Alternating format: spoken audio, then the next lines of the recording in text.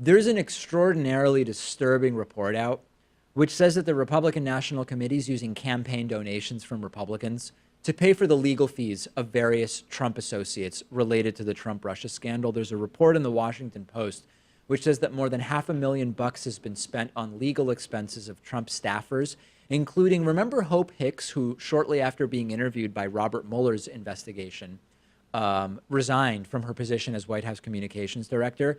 She has major legal fees. She only has, according to one report, a net worth of $200,000, which will get eaten up very quickly when all of a sudden you're asked to speak to the House committee investigating Trump-Russia, the Senate committee investigating Trump-Russia, and Robert Mueller's team. You can go through $200,000 very, very quickly when those are the types of lawyers that you need. And the problem right now is that donor money donated, I think if you're a Republican and you donate to the RNC, you're doing it to get Republicans elected, right?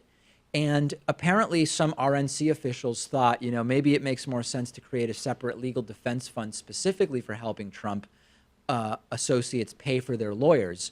But the RNC decided legally they can do it either way, regardless of whether morally they can do it. And if I'm a Republican donor and I'm donating to help Republican candidates and my money is going to Hope Hicks's lawyer, I don't think I'm particularly happy. I mean, I guess you could say maybe you would think if you're a Republican, if Republicans go down because of the investigation, it hurts Republicans at large. So I'm okay with my money going to, I mean, it's not believable to me. I'm trying to come up with some explanation, but if I'm donating to get Republicans elected, I'm not donating to cover Hope Hicks's legal expenses. And I remember in the midst of the Michael Flynn indictment, his family set up like a GoFundMe page. Yes. My sense is that didn't do too well because who wants to contribute to Michael Flynn and his legal defense?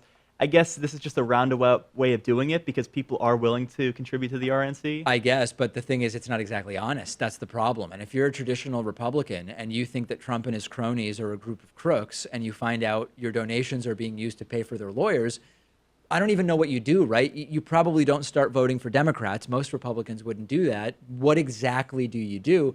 And just for a second, can you imagine if it turned out that the DNC was paying the legal fees of like Huma Abedin for something that she allegedly did in connection with Hillary Clinton's emails or something like that? Anthony Weiner? Or Anthony Weiner. Like it would be outrage from the 24/7 right-wing media news cycle. And of course, they don't care at all about this going on. I don't even know that it's been reported at all. And it was also reported a few months ago, just as a footnote to this story.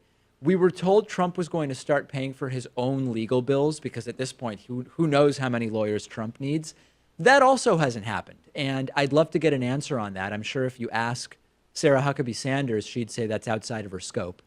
That's a question for Trump's personal lawyers. If you ask his personal lawyers, they're certainly not going to tell you who's paying them. So there's really no way to figure out, like, why isn't Trump paying for his own legal fees? Are we even sure that Trump pays his own lawyers? I mean, Michael Cohen had to apparently pay that $130,000 hush payment out of pocket. Right. Question one is, where is Trump's legal fee money coming from? Second question is Trump even paying his lawyers? Because we know that that was something that kept a lot of lawyers away from representing the guy because they thought, number one, he wouldn't actually listen to their advice, which we've seen be absolutely true over the last 6 months. And they were worried that Trump just wouldn't pay because he has a history of not paying vendors or lawyers or whoever else. This is what is happening within the Republican Party right now. And it still doesn't guarantee defeat for them in November of 2018. Despite all of this stuff going on, they still could maintain control of the House and Senate, which is why it's really important that everybody vote. At the beginning of the show, I said young progressives, millennials need to vote. They have a pathetically low voter turnout rate. Prove everybody wrong and get out and vote in November.